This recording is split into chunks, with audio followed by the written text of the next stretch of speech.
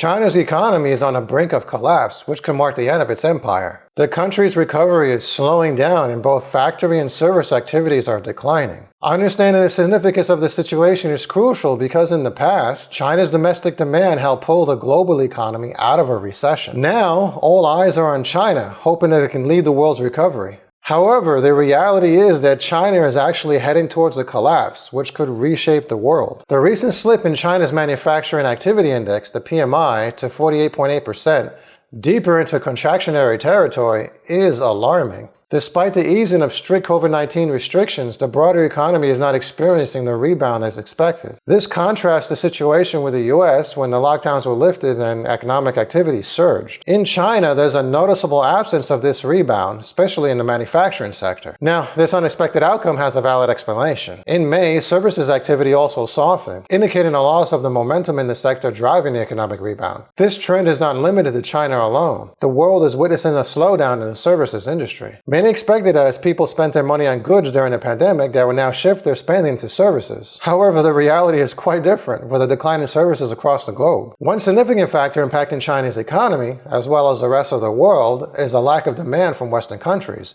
Being the largest exporter, China is heavily dependent on the purchasing power of consumers abroad. When wages fail to keep up with inflation, consumer spending naturally decreases. Consequently, this directly affects China's manufacturing base, which relies on global demand for growth.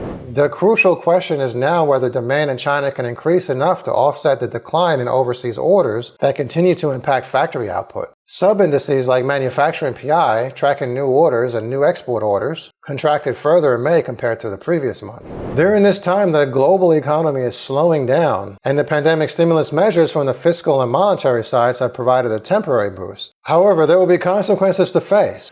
Many believe that a new bull market and economic expansion are on the horizon. In fact, we can see this article here from Friday about the S&P 500 entered into a bull market. But it appears that this economic expansion may turn out to be the shortest one yet. It's important to understand that China plays a significant role in exporting deflation. When their manufacturing sector slows down, it affects prices worldwide. For example, if import prices from China into the US decline, it can lead to slower or even negative price growth. This pattern can be seen in the import price index from China compared to the US consumer price index, indicating a contraction in import prices. As you can see here, the Fed is likely to get their 2% inflation very soon. In fact, the Fed might get far lower than their 2% inflation, which is the opposite of their stagflationary situation that we've all been worried about. In the past, when the Chinese economy experienced a slowdown in 2015 and 2016, they stimulated domestic demand to help revive the global economy.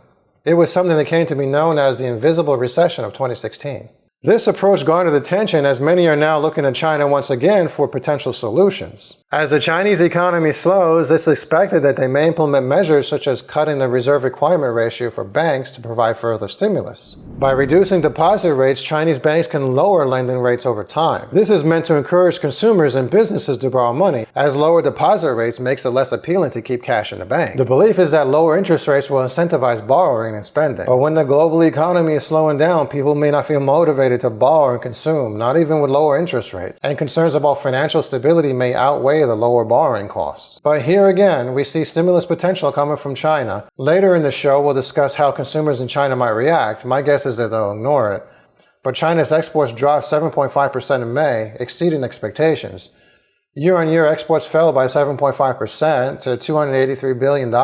This decline was so sharp that export volumes dropped to their lowest level at the beginning of the year. And considering seasonal factors and changes in export prices, this indicates a weak global demand for Chinese goods. It raises questions about if the economy collapses and people grow tired of the government, they may seek new leadership. China heavily relies on exports, and if one country slows down while the rest of the world remains stable, China would be fine. However, the problem is that the global synchronized expansion could turn into a global synchronized contraction. For China, which depends on exports worldwide, this could threaten its survival. Moreover, the dull demand from the US, high inflation, and interest rates make it uncertain whether consumers will eagerly buy Chinese goods. And in the US, in the near future, we'll more than likely see an increase in unemployment claims, regardless of interest rate or inflation changes. More people will be unemployed, leading to reduced spending, which could make things worse. The declining value of China's currency, the yuan, reflects a shrinking global economy and falling demand. Reports show that the yuan is hitting a low after the collapse in Chinese exports. This raises speculation that the situation might be worse than expected.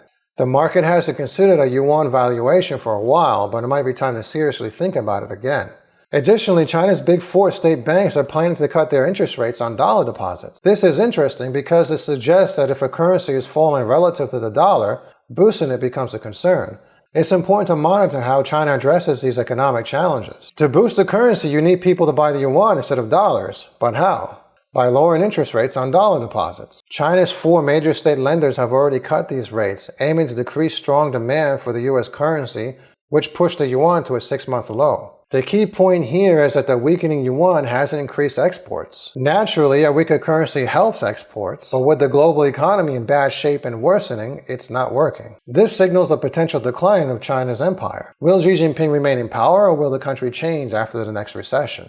Meanwhile, the yuan has dropped 3% against the dollar this year. The rate differentiation widened as the Federal Reserve tightened policy while China maintained an active stance. Although deposit rate cuts indicate efforts to manage the currency decline, the global economic deterioration suggests further decline in the demand for the yuan, dollars, and euros.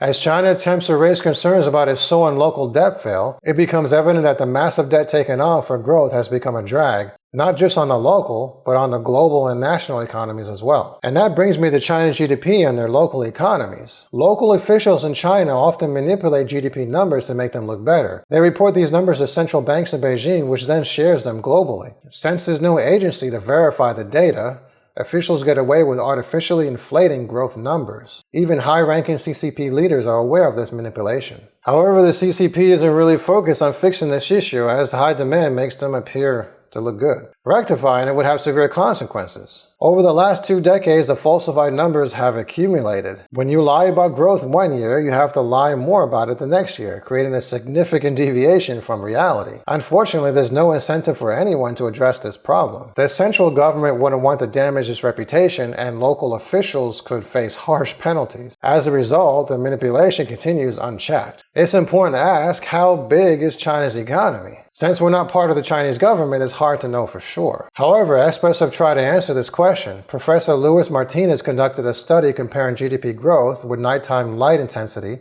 captured by satellites in different countries. Based on this data, China's GDP growth may have been around 1/3 slower than reported each year for the past 20 years. This suggests a significantly smaller economy when compared to the US. Though it's a study with rough calculations due to limited data access, the results were surprising. According to Martinez, China's actual GDP could be 60% smaller than what the government publicly reports. Yes, you heard that. 60% smaller. If we assume that China's GDP is actually 60% smaller, it means their debt is much higher than we thought. Just like with the US national debt, some argue that our debt isn't too high when considering the debt-to-GDP ratio among other nations. Applying the same argument to China, we understand the extent of the problem. The Chinese government's debt-to-GDP ratio is extremely high. Undoubtedly, the CCP leaders are feeling the pressure of a ticking debt time bomb, and only time will reveal the outcome for China and the CCP. And in China, we're witnessing a situation where local authorities are facing financial difficulties due to a decline of revenue and land sales. This drop in income is caused by a slowdown in the property market. Some regions have even had to ask the central government for assistance publicly. Now let's revisit the question we asked earlier. Will domestic consumption be able to boost the Chinese economy? Unfortunately, the answer is no. The reason behind this is that consumers in China are observing the global scenario. They're connected to factories either as owners or workers, or they're running them, and they can see a decrease in demand worldwide. So naturally, they're reluctant to spend their money on purchasing properties or anything else that would stimulate consumption. It's because they're witnessing the frontline impact of a significant global economic downturn.